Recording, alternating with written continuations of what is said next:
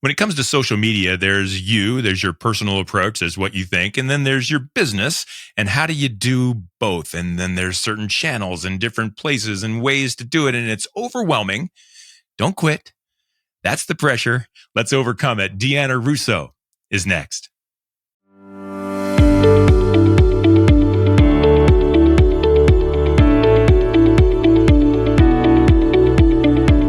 The heat is on. Let's get cooking. This is Purpose Under Pressure. It's a podcast about people. They swing their feet out of bed every single morning and they do it on purpose. And what they do from there on means they're going to rise into some storms. They're going to find some hassles. They're going to have to overcome some objections and some hurdles. And that is pressure. That's what this show is all about. If you watch this show, if you like this show, please give us a follow or a like or a subscribe. Maybe tell a friend, tell your mom, anybody that you'd like to listen, because when you do, it helps other people find this show too. We do want to inspire, and that's how we will do that. So thank you for doing that in advance. Purpose Under Pressure is brought to you by my friends at Sandler, by the Ruby Group. They are serving sales professionals nationwide, right here in their Akron and in their Columbus, Ohio locations. They're also in Jacksonville, Florida. Folks, these folks are the real deal. They are one of the, if not by now, the highest performing Sandler sales training affiliate in the nation.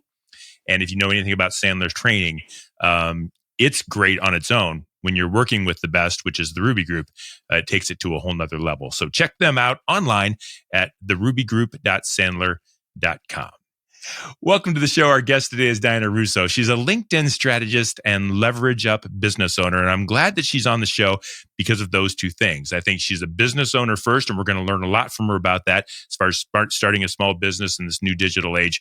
But she's a LinkedIn expert. And I think people don't get LinkedIn, including me. So I'm excited to learn more from our guest, Deanna Russo. Welcome to the show. Thank you so much for having me, Brian. I'm really glad you are. I've said this a few times on this show. I meet people on LinkedIn because I see what they're doing and I say, this person seems fascinating. This person seems like she's got something figured out. And I reach out and say, we got to talk. And I think we had a mutual friend do the same for us and said, you guys seem to speak the same language. So I'm glad you're here. I'm interested, Deanna, this is Purpose Under Pressure. What is your purpose? What are you trying to do through Leverage Up? What's good? Let's brag a little bit about your business and we can talk about pressure later. Okay, so the purpose is really to help people. I am on this small business journey in order to help people. I found a strategy that worked for me. And so my ultimate goal with my business is to help them see how the strategy works. And I can say that it's easy because it'll be easy once you know the strategy.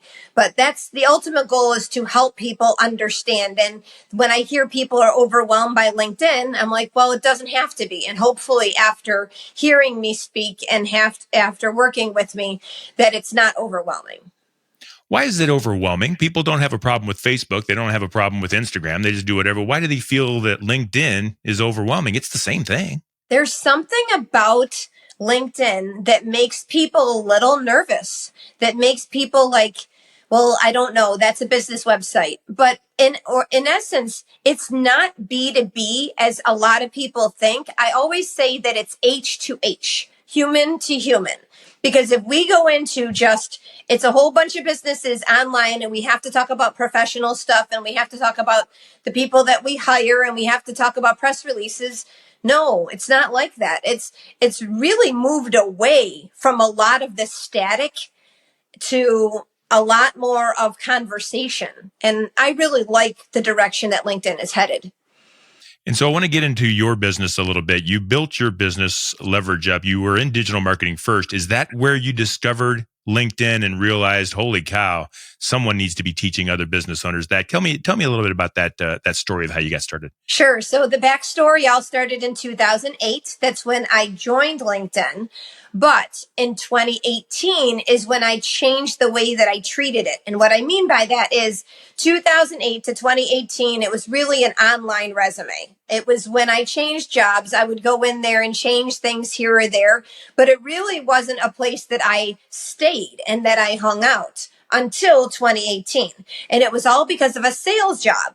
So this small IT startup in Columbus, Ohio, they wanted me to use LinkedIn in order to bring in new business. But what they wanted me to do, Brian, was to cold call pitch people.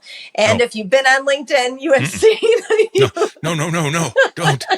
Please don't do that. I did it. I did it for a matter of weeks before I got the light bulb moment. The light bulb moment, the come to Jesus moment, which is, oh my goodness, there is a better way. And so I actually am still connected to some of those people that I cold call pitched. And every now and then I say, thank you, even though I did this to you. Thank you for staying connected. Because it is all about getting to know, like, and trust. That's how my strategy pivoted me away from the cold call sales outreach, because we can get to know you through your LinkedIn profile.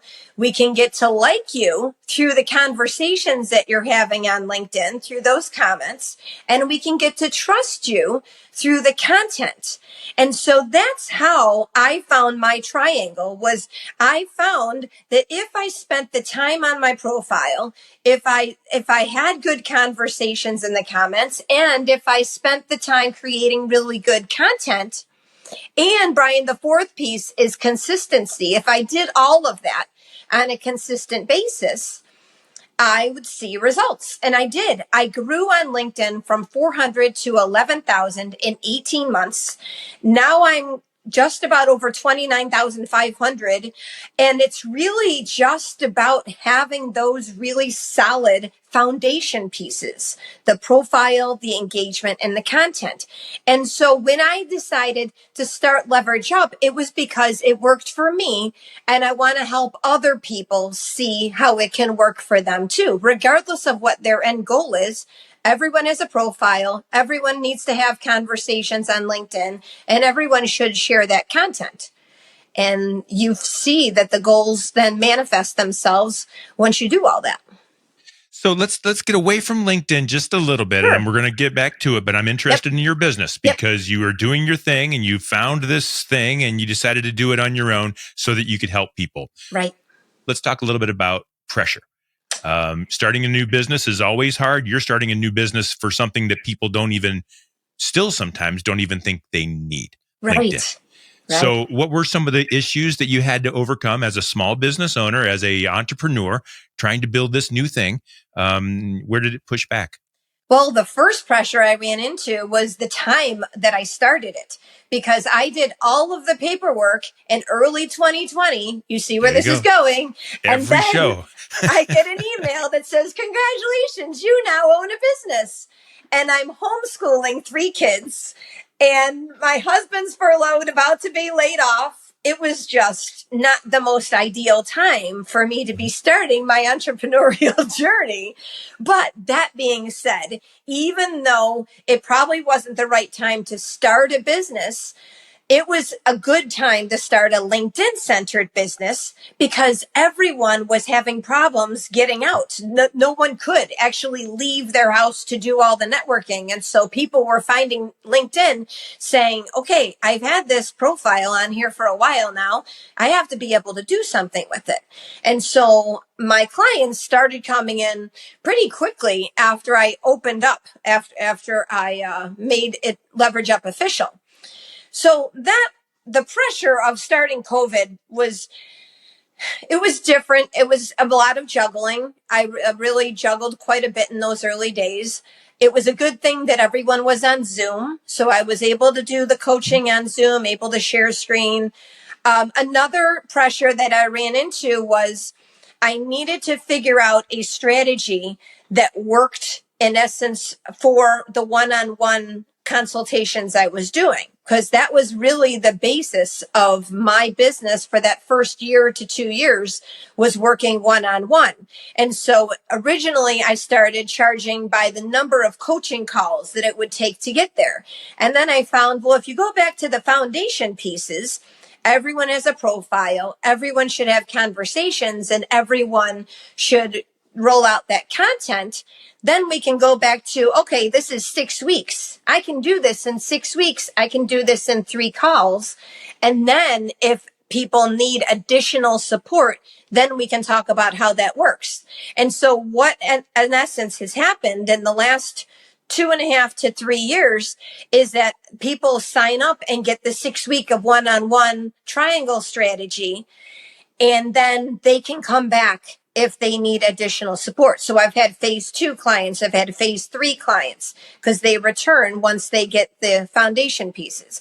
I've also expanded my services over the last few years too. The pressure of just being one-on-one for that triangle strategy, I found there are people that are in different positions financially and needs for LinkedIn where I can meet them where they're at. So now I run a leverage up group, a community that meets once a month. I offer leverage up profile reviews where we can do one-on-one, just a 30-minute bing, bang, boom, give you all the advice on your profile. I always say my disclaimer with that, Brian, though, is you can have a good profile, but if no one sees it, then there's the disclaimer. So consider coming back for the other 2 pieces of the triangle. And then I also work with companies and teams, and I've been booked for speaking gigs too. So this is all expanded quite a bit. It's just, so what I found is the pressure has just given me more motivation and more determination to figure out, okay, it doesn't need to just work this way all the time. It doesn't have to be this out of the box thing. You can just move it. You can just fluctuate what your business services are to meet everyone where they're at. And are you learning from what others are doing on LinkedIn? LinkedIn is a national platform, Worldwide. and a lot of people, worldwide platform, and people are using it in different ways. Are you learning from what you're seeing others doing, and then of course making it your own, or have you become an expert enough to kind of find your little niche and figure things out along the way? The reason I ask that, I think a lot of small business owners, people that are being entrepreneurial, trying to find their new way, maybe don't quite know what to sell, how to package it, how did you figure all that out, and how are you managing that, updating your services along the way? Yeah, I think that there's a little bit of observation from other people, but in the essence, people are coming to work with me to get the Deanna Russo experience, to get me and my strategy and my personality. So yeah, there's a little bit of observation, but it's more of me trying to figure this out. When I launched the Leverage Up group, for example, it was basically a pairing with my one-on-one coaching. And then last year I found they don't necessarily need the community if they're getting the Leverage Up coaching. And so I now have it as a service on its own, independent of the one-on-one coaching. So yeah, I just kind of am figuring out things the way along the way. So since you're helping other businesses so much in their state of pressure, let's talk about that a little bit. A business owner, typically for you, is experiencing what kind of issues, what kind of pressures, what kind of hurdles, what's holding them back? That sounds like something that LinkedIn can really help. What's your experience as far as that goes? I think that one thing I come into, one problem or one issue that I have come into is people that are really good at selling services or selling products, but then when they have to sell themselves, it's a total different ballgame. So that's one thing where I've worked with quite a few people where they're like, it's really easy for me to do this and sell this. But then when I have to put myself front and center, it's just it's not as easy. It's not as easy for me.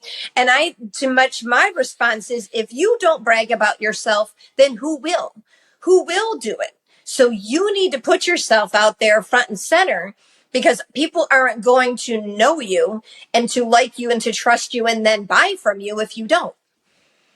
And is that where the human to human come in? Because I have a feeling most people are going to say to you, no, I'm not doing that. My company and me, I'm not getting out there in front. Is that what you're talking about? Is that something that business owners are struggling with still? Yes, I think the human to human, I think when it comes to how much of that onion that they can peel away, what they feel most comfortable with, and that all differs depending on the person. So I could go out there and say, do this, this, and this, as far as allowing people to get to know you. But in the essence, you can't do it if you're not feeling comfortable with it. If you're not feeling comfortable with it, then you can't be consistent with it. So consistency is a really big piece in this. And so I always tell people, I'm here to meet you where you are at. You need to understand this on your own before, and understand what your abilities are and what you feel comfortable with before you just jump out there and introduce yourself to the world. But let's talk about the idea that there's people. So let's talk a little bit about LinkedIn. One of the pressures that I've had is that the owner of a business, the manager of a business, whoever's trying to be human, can do that. But yet over here on the side is this little business page thing. And that's really what they want people to see. They want people to see what their business does. And I've found it that people say, well, there's myself and then there's my business. But you're trying to figure out a way to meld those two. What do you tell a business owner or the admin or manager about how they can get personal with their business page or business with their personal page?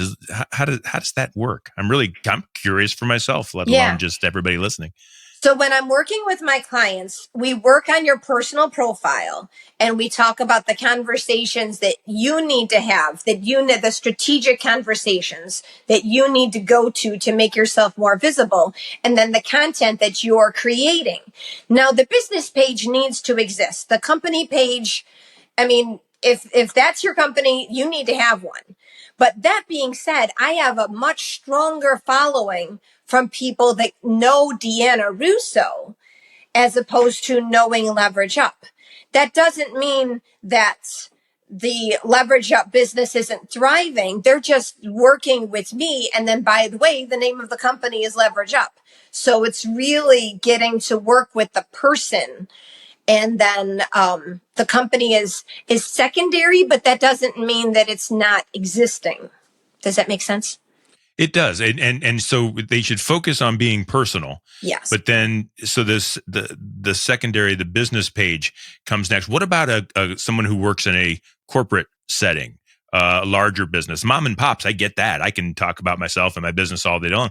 But what if my CEO, my manager says, hey, you can't say that. You can't do that. You can't do that. And all I'm trying to do, especially for sales, if I'm trying to create a brand in sales or whatever it might be, how do I overcome that? I think it's working within those restrictions. If you do have restrictions, you have to play within the box, play within the sandbox that they give you. But that being said, if you wanted to do something that is not in those restrictions, asking for permission is an option too. And I've also told people that you could also apologize instead of asking for permission, because you don't know where the limits are unless you push them a little bit. So, but there are certain industries where that's a little tougher than others. I've worked with financial advisors where they can't have recommendations on their profile and they can't do this and they can't do that. So you have to kind of work within those restrictions, but that doesn't mean that you can't have a personal brand. I want to say that right off the bat. Just because you're working for this company does not mean that people cannot get to know, like, and trust you as a part of that company. And it even could evolve into a figurehead for that company. You never know where that persona and that presence on social media, and specifically on LinkedIn, is going to take you. You never know what conversations and what windows are going to open up because you're putting yourself out there. One of the biggest problems we have as managers and leaders is sometimes we're not focusing on leading and we end up doing it for our sales team. How do we coach our people to help them figure out what self-limiting belief that they have that's holding them back from achieving the levels of success that they know they're capable of? Help them flush out what we call their own head trash, that thing that's holding them back. So work with your team, lead by example, watch your team achieve greater levels of success, and watch your team grow, and more importantly, watch your company and your business grow.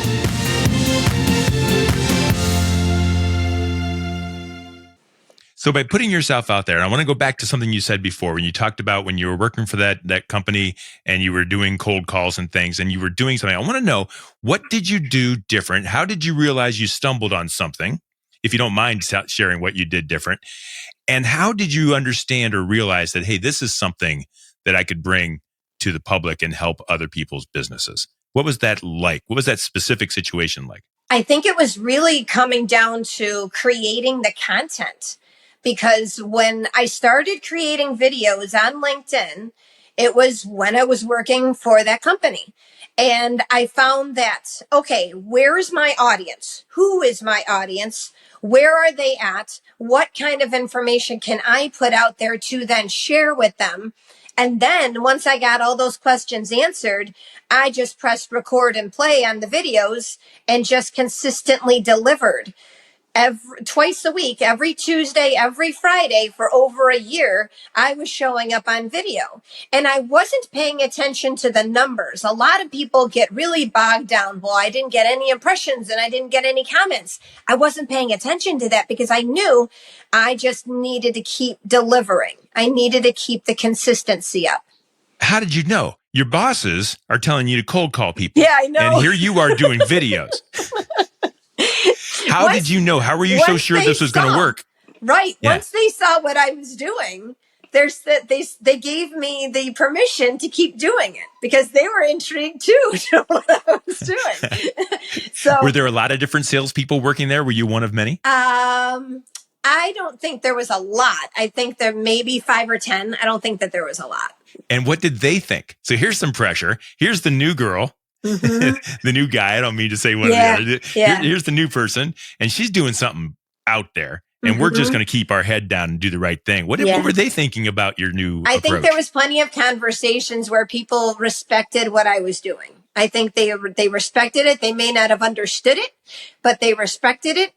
And even now, I am pretty confident that they're still watching what I'm doing all these years later. I'm pretty confident that I'm like, yeah, it started there. And thank goodness that I had that sales job. Because honestly, Brian, I don't know if I would have even started my business on LinkedIn had I not started working in that sales gig and figuring out the content marketing strategy.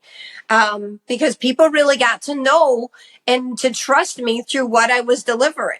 So really, it comes down to that strategy. I really figured out a piece of each one of the profile, engagement, and content. And then I just took it from there. And then when I left that sales job, I was trying to figure out what my next step was, what company I would work for, because I only knew being an employee. But then I had lots of people that I had been networking with, both on LinkedIn and off LinkedIn, tell me, you need to look at this.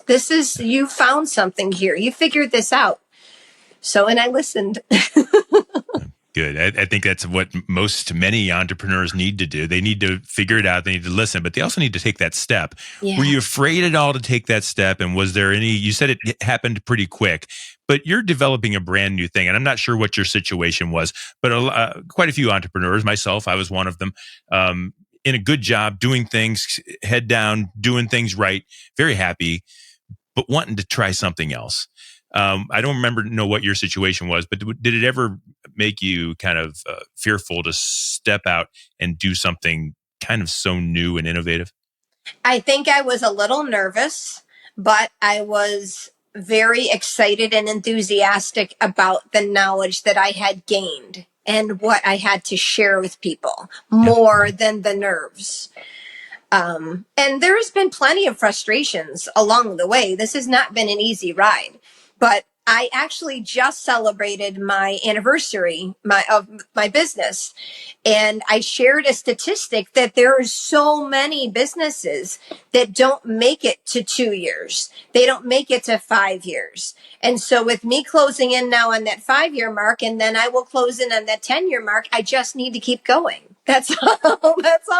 That's all that it boils down to is determination and perseverance to just keep going.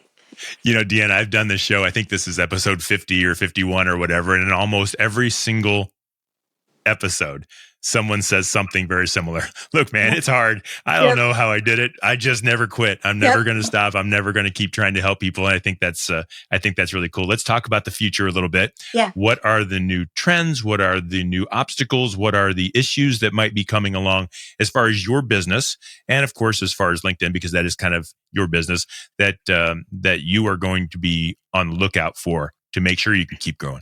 I think one of the big ones is AI. I mean, when you talk about running a business and you talk about LinkedIn, you really need to pay attention to AI. While I recommend that you write your content, AI can be a good assistant. But in no way, shape, or form do I see that, or do I recommend that someone should just copy and paste and put what ChatGPT gives them into a LinkedIn post. Because people need to get to know, like, and trust you, and they need to hear it from your perspective. And so that's one thing. AI is definitely going to change how everything is being run as far as online marketing, LinkedIn. And so, yeah, I'm keeping a close eye on that one. And I'm interested, do you think that is a change for the good, or do you think that's a change for the bad? And I think less for you, but more for your business. It's going to make things easier. It's going to make things less expensive. AI is going to continue to get better. We can't assume that it's always going to stay a fairly impersonal piece. Right. It's going to become more personal. Mm-hmm. And in my mind, I think it will get better. But is that better for business? What is your thought? I don't know. We'll see. Yeah. I'm a little nervous. I am a little nervous because if people can just type something into ChatGPT, and then they get spit out with an answer, that doesn't necessarily mean that it's the right answer. Same with Google. You can't just go into Google and just type something in and trust that that's the right way to go. Whereas with my experience, I have learned that you would need to do certain types of things on LinkedIn. And so we'll have to just wait and see. I think that it's just going to take some adjusting. That's all. I think it's just going to take some tweaking. And I've already tweaked quite a bit in the last 4 years. Yeah. And for you, is it more important to help a small business overcome those challenges of AI or take advantage of those opportunities? Or is it more important, and I hope this isn't a loaded question, for Leverage Up to stay in front of those opportunities for the betterment of your business? Or is it a combination of the two? I think it's a combination of the two. I think so. I really think it's a combination of the two. I think I never will lose sight that my clients are the ultimate priority. But that being said, if there is a need and there is a desire to get in touch with what's going on, as far as AI goes, that's what it's all about. I think businesses need a leg up. Every single business out there is struggling with the same thing, whether it's AI or whether it's the competitor down the street. We've all got something that's hitting us every single day. Yeah. And I think that is, for some, LinkedIn might be that, how can I maximize this? My competitor's not doing that. How can I maximize this? Or here's this opportunity. What is, and as we wrap up, what pressure is a business facing that makes them a perfect fit, do you believe, for LinkedIn and maybe even for Leverage Up? I think the overwhelm that people feel and what should I do about LinkedIn? That's the types of problems and that's where I come in, is to help them. So because really when they start to work with me, I'm giving them a game plan. Like, they have homework. They need to be doing certain things in order to reach those goals. So if they don't step up and do the homework, then everything else I'm teaching them isn't going to work. But that being said, LinkedIn needs to be part of people's strategy as a small business owner, because people tell me, well, my industry is not on LinkedIn. And I said, well, that's good that they're not on LinkedIn, because that's more room for you. That's a whole new path for you to pave yourself to say, look, I am the only cleaning company right now on LinkedIn. And look at all the business I'm getting because no one else is doing what I'm doing in that space. Whereas Facebook and Instagram, and they're all other very, congested, you could say. there's a lot of those people playing in the exact same areas. Whereas people that need to be on LinkedIn, they know that their clients are on LinkedIn. They know that their people are there. They know they need to have conversations there. They just don't know where they should start. They just don't know what they need to do. And that's where we come in. And I think it's a great opportunity for people to separate themselves and do something different on a smaller. LinkedIn's growing like crazy, but it's small compared to Facebook and some of those things. One of the analogies I used when I was growing up, my dad used to take me fishing, and we would sometimes we'd go in Lake Erie, and that was this huge body of water, and it had a ton of fish, but sometimes it was hard to find them. And I always liked going to the river or to the small lake where all the fish, there weren't as many. Right. But there were plenty for me. Yeah. And I was able to, dip the line in the water and grab everything I needed from that smaller lake. Although LinkedIn is by no means a small lake, in comparison, you can really make an impact by separating yourself and being a little bit different in that field. Deanna, if somebody's interested in these kinds of things, in the success of your business in ways that they can make their business more successful, how would they reach out to you? The best way is LinkedIn. Search up Deanna Russo, and that's really the best way to get in touch with me. But then if you want to know more about the business, it's leverageupllc.com.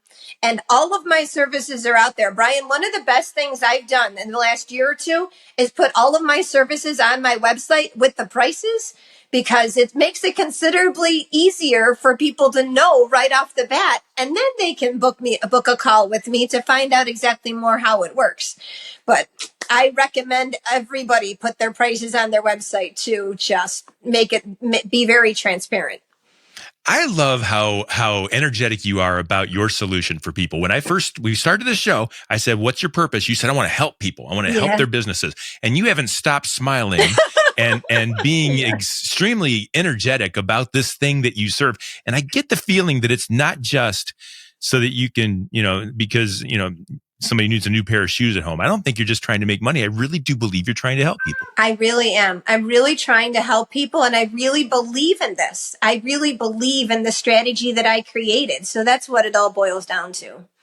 And the smile is just contagious. So everyone who'll be watching and listening will be smiling the whole time. Well, I used to say that sales, either I said it or I learned it from somebody else, that sales is a transfer of enthusiasm. And if you're excited about what you have enough that someone else can then be excited about what you have and might trade a little money for it. Yep. Then we've got a decent business opportunity, right? That's right. I have used LinkedIn on my own, probably failingly. But during COVID and as I started my own business, and just to create a brand for myself of someone who cares enough about the things that I care about, that if the business cares about the same things, then it's almost an obvious, let's do business together. And I think that's kind of the unique piece of LinkedIn, is that you can create who you are in business and as a human and attract similar humans to you. And isn't that what life's all about? And we can kind of set our pace on purpose that way. So you find your tribe. Yep. Yeah, that's it. You said that a lot easier than I did. You're a pro. That is Deanna Russo, and thank you very much for being a part of our show. She is the founder of Leverage Up. She's a LinkedIn strategist, and she's pretty awesome. So if you're interested in learning more about how LinkedIn can help your business, or if you just want to talk about small business strategies and things of that sort, I know she'll be smiling when you call. So I hope that you will do that. Thank you again to Deanna Russo for being a guest on Purpose Under Pressure. This is brought to you by Sandler by the Ruby Group. Sellers are under pressure to perform. One thing they will not tell you to do is cold call on LinkedIn. They're going to show you around that as well. That's a game changer for them. So they're going to help you succeed on purpose. You will find all past episodes of Purpose Under Pressure at brianmediastrategies.com/podcast and wherever you stream your favorite shows. We do this every week, and we will see you next time on Purpose.